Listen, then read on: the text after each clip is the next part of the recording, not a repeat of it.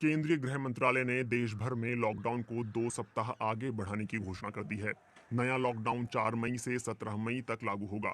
गृह मंत्रालय की ओर से जारी प्रेस विज्ञप्ति में कहा गया है कि ऑरेंज और ग्रीन जोन में आने वाले क्षेत्रों में कई तरह की ढील दी गई है, मगर पूरे देश में हवाई जहाज, रेल, मेट्रो और दूसरे राज्यों में सड़क मार्ग से आवाजाही पर रोक जारी रहेगी। हालांकि विशेष उद्देश्यों के लिए गृह मंत्रालय की अनुमति से सड़क, रेल और वायु मार्ग के इस्तेमाल की अनुमति होगी। सरकार ने पाया है कि कई जिलों में नगर पालिकाओं के अंदर मामलों में अंतर देखने को मिले हैं। ऐसे में नए दिशा निर्देशों के तहत इस तरह के जिलों को दो अलग अलग जोन में बांटा गया है। एक जोन उन इलाकों के लिए जो नगर पालिका के अंदर आते हैं और दूसरा जोन उन इलाकों के लिए जो नगर पालिकाओं में नहीं आते। अगर नगर पालिका के बाहर वाले इलाकों में बीते 21 दिनों से कोई मामला नहीं आया होगा तो उन इलाकों को पूरे जिले में लागू स्टेज से एक स्टेज कम कर दिया जाएगा। जो भी इलाके रेड और ऑरेंज जोन में हैं, उन्हें कंटेमिनेटेड जोन के तौर पर घोषित किया गया है। इन इलाकों की घोषणा जिला प्रशासन करेगा। इसके साथ ही स्थानीय प्रशासन यह भी सुनिश्चित करेगा कि कंटेमिनेटेड जोन में सभी के मोबाइल में 100% आरोग्य सेतु ऐप डाउनलोड हो। इन इलाकों में घर घर जाकर सर्विलांस होगा। इन इलाकों में जरूरी सेवाओं के अलावा किसी का प्रवेश या यहां से किसी को बाहर जाने की अनुमति नहीं होगी। नई गाइडलाइन के तहत देश भर में कुछ चीजें सभी जोन में प्रतिबंधित रहेंगी। इनमें हवाई सफर, रेल, मेट्रो, अंतर्राज्यीय सड़क परिवहन, स्कूल, कॉलेज और दूसरे शैक्षिक संस्थान और training, coaching institute, hospitality services, जिसमें होटल, रेस्टोरेंट, बड़ी संख्या में लोगों के जमा होने वाली जगहें जिनमें cinema hall, mall, gym, sports complex आदि पूरी तरह प्रतिबंधित रहेंगे। किसी भी तरह की सामाजिक, राजनीतिक, सांस्कृतिक या दूसरी सभाओं और धार्मिक जगहों पर सार्वजनिक पूजा पर प्रतिबंध रहेगा। हवाई, रेल और सड़क मार्ग से यात्रा की अनुमति सिर्फ उन्हीं को होगी जिन्हें गृह मंत्रालय परमिशन देगा। गैर जरूरी सेवाओं से जुड़े लोगों के बाहर निकलने पर शाम 7 बजे से सुबह 7 बजे तक प्रतिबंध रहेगा। स्थानीय प्रशासन इसे लेकर आदेश जारी करेगा। सभी जोन में 65 साल से अधिक उम्र के लोग, किसी तरह की विकलांगता वाले लोग, गर्भवती महिलाएं और 10 साल से कम उम्र के बच्चों को घर में रहने के लिए कहा गया है। हालांकि जरूरी सेवाओं और स्वास्थ्य कारणों से बाहर निकला जा सकता है। रेड, ऑरेंज और ग्रीन जोन में अस्पतालों में ओपीडी और मेडिकल क्लिनिक खोले जाएंगे, लेकिन सोशल डिस्टेंसिंग और सुरक्षा के एहतियात बरतने होंगे। हालांकि इसकी अनुमति उन इलाकों में नहीं होगी जिन्हें सील किया गया है। हॉटस्पॉट वाले रेड जोन में cycle rickshaw, auto rickshaw, taxi और कैब सेवाएं, जिले के अंदर और अंतर जनपदीय बसों के संचालन, नाई की दुकान, स्पा और सैलून पर पूरी तरह प्रतिबंध रहेगा। रेड जोन में प्रतिबंधों के साथ कुछ चीजों में राहत दी गई है। निर्धारित कामों के लिए लोगों के बाहर निकलने की छूट है। 4 पहिया वाहन में 2 लोग और मोटरसाइकिल पर सिर्फ एक व्यक्ति के चलने की अनुमति होगी। शहरी इलाकों में औद्योगिक इकाइयों जैसे स्पेशल इकोनॉमिक जोन और निर्यात से जुड़ी यूनिट, इंडस्ट्रियल स्टेट और इंडस्ट्रियल टाउनशिप को कुछ प्रतिबंधों के साथ छूट दी गई है।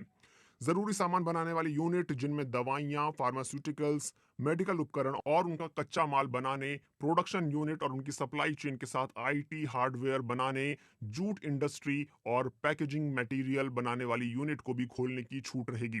शहरी क्षेत्रों में उन जगहों पर निर्माण की अनुमति दी गई है जहां काम करने वाले लोग पहले से मौजूद हैं और बाहर से किसी को लाने की जरूरत नहीं है।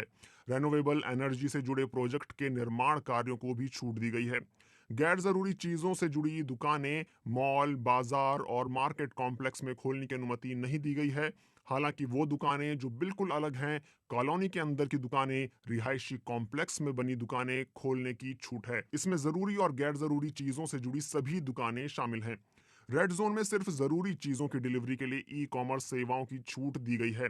प्राइवेट ऑफिस 33% स्टाफ के साथ खोले जा सकते हैं। बाकी के लोगों को घर से काम करना होगा।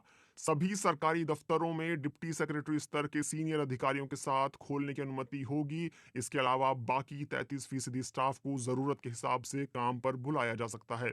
हालांकि रक्षा और सुरक्षा सेवाएं, स्वास्थ्य और परिवार कल्याण, police, jail, home guard, civil defence, fire और इमरजेंसी सेवाएं, आपदा प्रबंधन और इससे जुड़ी सेवाएं, national informatics centre, custom, food corporation, NCC, Nehru युवक केंद्र और निगम सेवाएं पूरी तरह से चालू रहेंगी।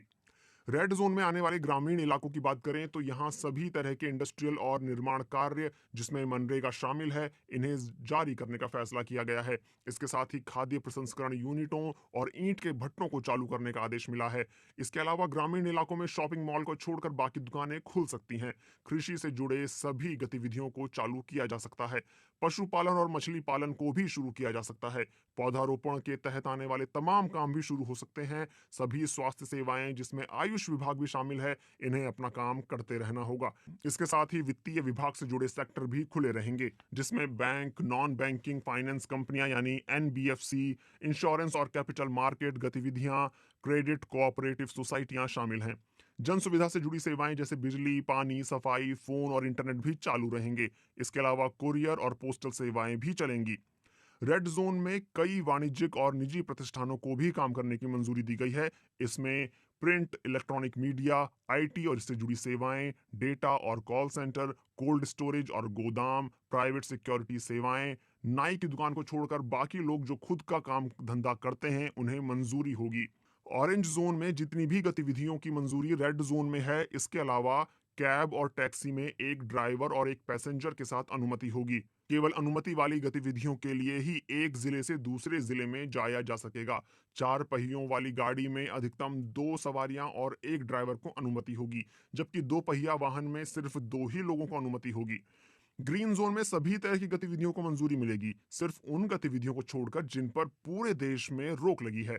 इन इलाकों में बसें चल सकती हैं, लेकिन इनमें 50% सवारियां ही बैठेंगी और बस डिपो में 50% कर्मचारी ही काम के लिए आएंगे। मालवाहक गाड़ियों को आने जाने की अनुमति रहेगी। कोई भी राज्य या केंद्र शासित प्रदेश इन्हें नहीं रोक सकते और इन गाड़ियों को किसी खास तरह के पास की जरूरत भी नहीं होगी। जिन गतिविधियों पर रोक लगाई गई है, उनके इतर बाकी सभी तरह की गतिविधियां चालू हो सकती हैं। हालांकि राज्य सरकारें अपने मूल्यांकन के अनुसार जरूरत महसूस होने पर इन गतिविधियों को रोक भी सकते हैं।